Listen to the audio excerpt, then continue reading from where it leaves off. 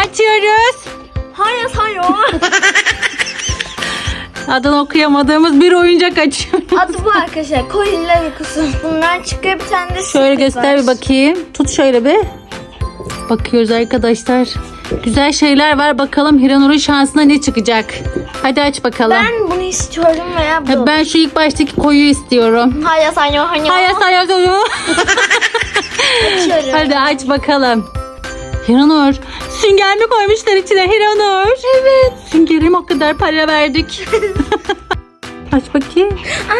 Ay, bit kadar bir şey çıktı gene. Bakayım. Beyaz çıktı. Neyse bu da güzelmiş canım. Ama çok tatlı. Sandalyemiz bitti. Şimdi yapışkanı yapıştırıyor Hiranur. Çift taraflı bant koymuşlar. Hiranur oyuncak güzelmiş ya. Evet. Ha? Hayat Sayamoya güzelmiş beğendim.